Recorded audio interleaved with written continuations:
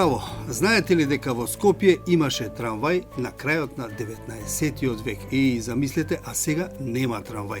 Епа, да ви кажам дека првиот трамвај во Виена се појавил во 1864 година, а Скопје имал трамвај само 20 години подоцна во 1884 година. Сега тоа не биле трамваи како овие денешниве, туку биле влечени со коњи. Но за оваа приказна за првиот скопски трамвај малку подоцна. Јас сум Зоран Ќука, ова е подкастот Зошто на Слободна Европа, а ние ве прашавме преку социјалните мрежи што мислите, дали нова наше Скопје му треба трамвај. Добивме над 120 коментари.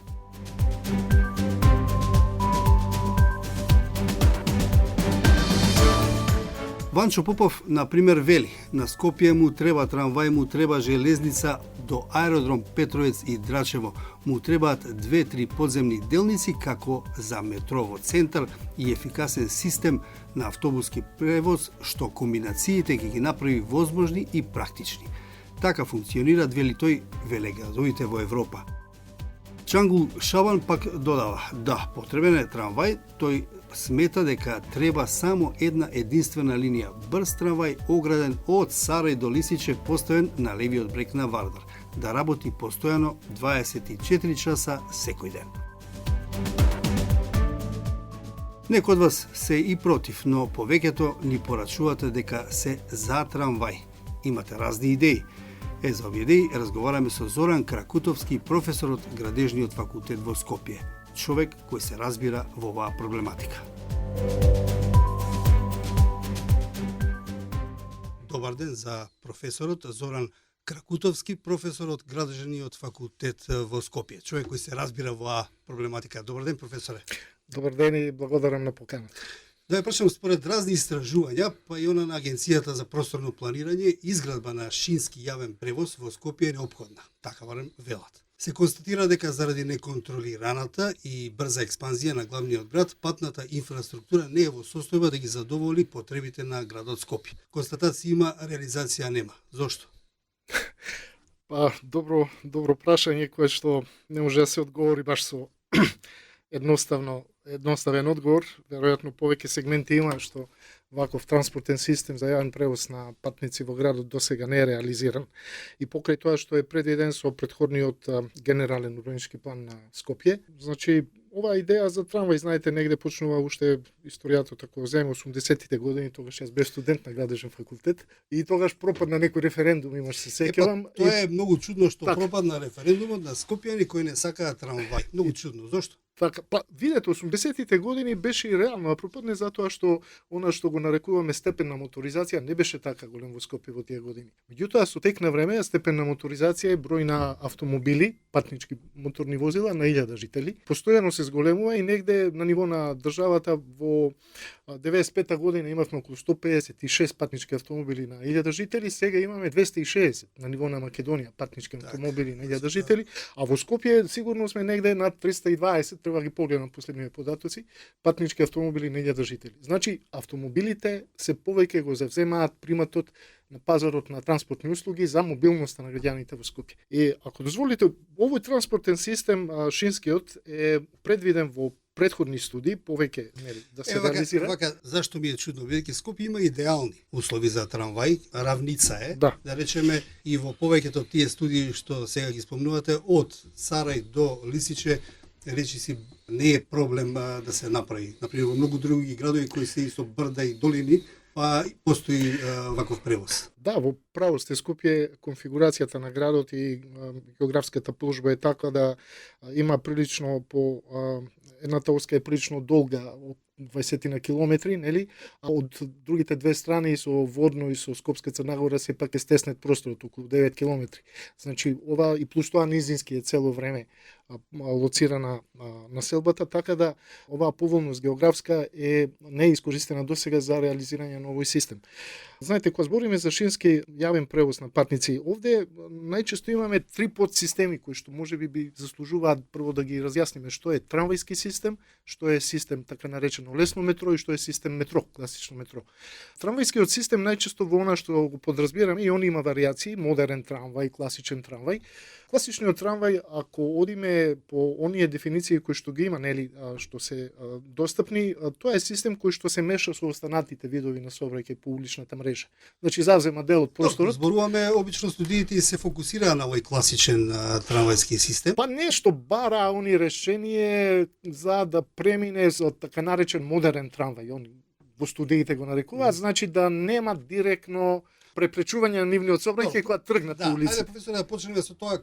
Според идеите на политичарите, односно градоначалниците, имаше тројца градоначалници со своји идеи како ова да се реши. Например, Трифун Костовски од 2005 до 2009 беше градоначалник.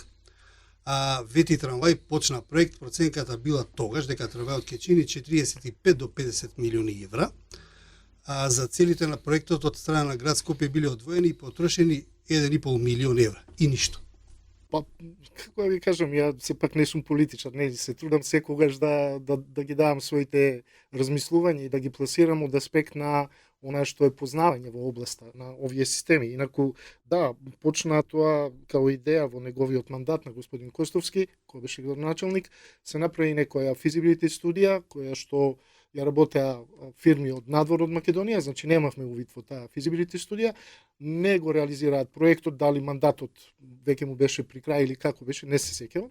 Меѓутоа знам дека и после следниот мандат кој што го имаше Родион Трајановски, мислам дека тоа продолжи. Трајановски го актуализираше, бидејќи претходно не се успеа. Продолжи тоа. Тој дури избра две консултантски фирми, едната е AC Harris Ltd од Англија, другата е Vialto Consulting од Унгарија за изработка на студија, нова студија, значи нарача за трамвајски превоз во Скопје и таа вредеше околу 200.000 евра. Кон крајот на 2011 унгарската компанија Vialto ја презентирала својата студија, која предвидува нели фазна реализација на проектот. Цената се покачи за тројно од претходното, се дадоа 200.000 евра и пак ништо. И ако сакате да продолжам во стил, исто беше и со последниот градоначалник кој излезе официјално со оваа идеја, Петр Шилегов. Малце поинаква, дури тој рече дека студијата која била изработена во времето на Трифун Костовски не представувала основ врз кој може да се изврши изведба. Проценките во негово време чине од 130 до 150 милиони. Значи тројца градоначалници, 3 студии, иницијативи и пак ништо. Значи, сите овие иницијативи од еден аспект, да речеме, може би се добри, меѓутоа друг аспект, на што ја имав можност да ги, колку можев да ги видам, пак ќе кажам, не бев вклучен во тие проекти, меѓутоа се интересирав и заедно со колегите од Загреб, од Хрватска, со професорот таму кој што е на катедрата за железници, со негови студенти, исто така и они направија една магистарска за трамвајот во Скопје. Да, тоа е во времето на градоначалникот Шилегов. Да, 2016 година мислам дека беше кога работеа они. Сега кој бил градоначалник? 2018. Не, значи господин Очилегов после бил градоначалник, тоа беше претходно. Добро. Значи по наша идеја беше да се направи и можеби една варијанта за така наречен систем лесно метро, што они малце го направија на, како да кажам, на поедноставен начин, значи да се влезе со подземна конструкција негде на раскрсницата кај Сити Мол, раскрсница помеѓу улица Московска така и булевар Партизански одреди, и да се излезе со тој тунел како они го некако испроектираа, да се излезе после транспортен центар, меѓутоа не, тоа е преголема, да кажеме, инвестиција и според нивните проценки и за возила и за инфраструктура, ова негде околу 250 милиони евра беше, меѓутоа пак ќе кажам, ова е 2016 година нивна проценка, која што навистина многу голема и не мора да е така голема. Една друга работа што не беше никогаш испитана, сега ја работи еден мој студент во магистерски труд, а тоа е она што го имаат швајцарците во Лозана со ваков шински превоз, ваков систем. Значи, они имаат едноколосечна пруга и практички возилата се разминуваат на станици каде што има два колосици. Значи, цело време тераат со еден колосек. Тоа е поддржано со софтверска апликација, Тоа е поевтина варијанта или? Па, вие имате еден колосек, не ви треба од двете страни на Партизанска, да кажеме, ако ја гледаме само Партизанска и другите улици се едно. Вие имате само еден колосек по кој се движат двете возила во двете сообраќајни насоки. Кај се разминуваат на станиците каде што има два колосици. Ваква варијанта никој не испита досега, дали е возможно и колку би коштала. И ова што реков за денивелирање, односно Ваков систем, според мене, мора да биде да оди во така наречена сопствена средина. Не смее да се меша со постоечкиот сообраќај по постоечката улична мрежа. Затоа што може да предизвика само поголеми познаваме и многу други градови каде што буквално е измешана со другата. Зошто мисли дека не би можела да се меша? Да речеме во Прага, шините поминуваат на сред улица, автомобилите може да преминуваат од едната до другата страна и тоа функционира веќе долги години. Па затоа што ние сега и со капацитетите на уличната мрежа, веќе ни се во централното градско подручје се гледа, тоа го сеќаме и да немаме баш она емпирика, се гледа, секојдневно го обсервираме дека капацитетот на уличната мрежа за постоечкиот автомобилски сообраќај е веќе под знак прашање. Значи, нам ни треба нова инфраструктура, нов систем кој што ќе завземе друг простор. Ако одиме во истиот простор, сите да бидеме, тешко дека ќе можеме во догледно време да го решиме овој проблем. Значи, да не се бега од одговорноста дека мора да најдеме нов простор за јавен градски превоз и посебно во централните урбани зони на градот. Тоа мора да го направиме. Тоа го прават сите големи градови. Вие добро спомнавте во Прага, меѓутоа ако сте одели во Букурешт, имав можност 2008, 2009 или кога беше, бев во Букурешт на еден симпозиум. Значи, во Букурешт комплетно го закрчи сообраќајот трамвај кој што е на површината. Значи, комплетно се затвори сообраќајот, тоа со часови после требаше да помина за да се извлечат возила. Добро, веројатно секој град има секој има свој специфика. Да. Како да е, ниту една иницијатива, студија, проект не донесе резултати, се потрошија пари, никому ништо и сега што? Јас барем не слушнав од актуелната градоначалничка Даниела Арсовска дека нешто се размислува на тој план. Не знам, пак ќе ви кажам, не сум во тек со нивните консултанти, со нивните идеи, со нивните проекти, ни на претходните, ни на сегашните структури во градот. Значи, она што го обсервирам и што го гледаме, исто веројатно како и вие, со малце можеби поголем акцент која дадат во јавноста што направиле, можеби малце другчие размислувам од другите луѓе, затоа што, нели, имам примери, сум читал и сум гледал и сум учествувал во проекти каде што нешто друго се спрема, се подготвува. Во секој случај, една работа е многу битна. Кој да биде градоначалник? Која е структура да дојде? Мора да знае дека мора јавен масовен превоз на патници да има таков систем во. Знаете што се вели дека во политиката дека ова не е брз проект и дека не се завршува во еден мандат и дека можеби политички опортуно за еден градоначалник да почне нешто, да направи малце хаос низ градот кога ќе се гради и да не добие поени. Па претпоставувам дека и тоа, значи тоа е политичка конјунктура. Овие проекти не се прават за 4 години, да се разберем. Значи за ова мора да се има како и некои други клучни варијабли кои што се во општеството, во државата, што знам, кој што беше НАТО, Европска унија и така натаму.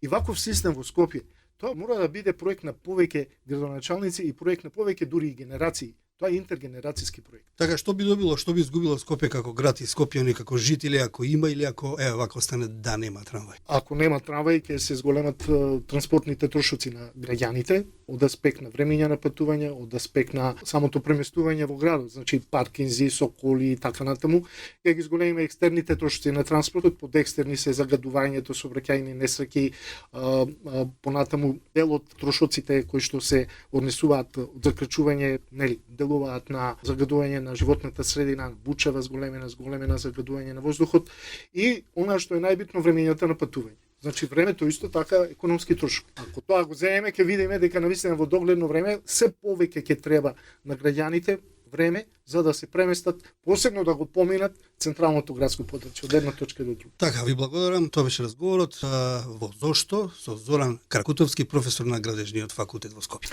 Благодарам уште еднаш на поканата, се најубаво.